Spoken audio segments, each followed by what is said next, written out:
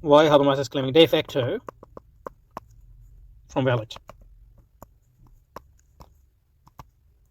or fact of giving reason from where the reason are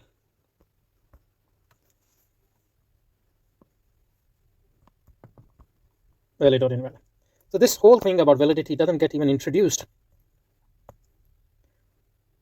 So reason as a fact is just a validity claim.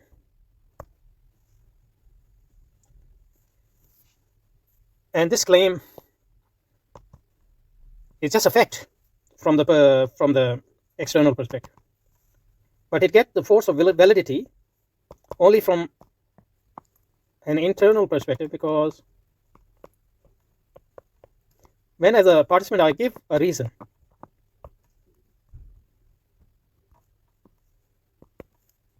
as a valid reason for something I have claimed within an argumentation, as a participant within this activity of argumentation or communicative argumentation, I get bound by, just in the very act of claiming something as a reason for my claim, to defend this reason against the possible or actual objection of other participants in that argumentation or communication. And this accrues a binding force, this very act of giving a reason for my claim within the practice of argumentation. This binding force,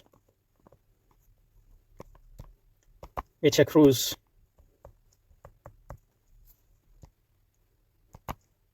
in the very act of claiming my claim, and then given reason for this claim and ours. This very act accrues a binding force which binds me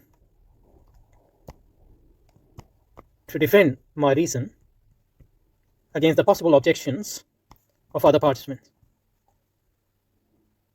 This binding force cannot be felt by the observer, according to Habermas. And this binding force, according to Habermas, is not a subjective force. This binding force is the force imposed on the participants by the very structure of the participation and communication and argumentation. And this binding force, imposed by that structure, in combination with internal and intersubjective perspective, imposes this binding force and provides sort of a self transcendence from within, which is not available to an observer.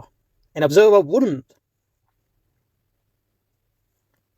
feel that force of that binding force, which I, as the participant in the communication and the one who has raised this claim, will feel. And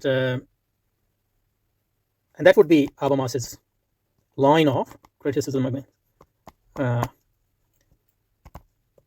applying that the very distinction between de facto, because there's the same reason which is a de facto claim, same reason is the valid claim. The de facto claim from an external perspective, a valid claim from an internal perspective. So if you're looking at from external perspective, you won't feel that distinction. You can't make that distinction. In order to make that distinction, you have to jump into the actual or supposed argumentation and its dynamic, which include internal perspective, intersubjective perspective, and the structure of argumentation, along with external perspective. Okay, so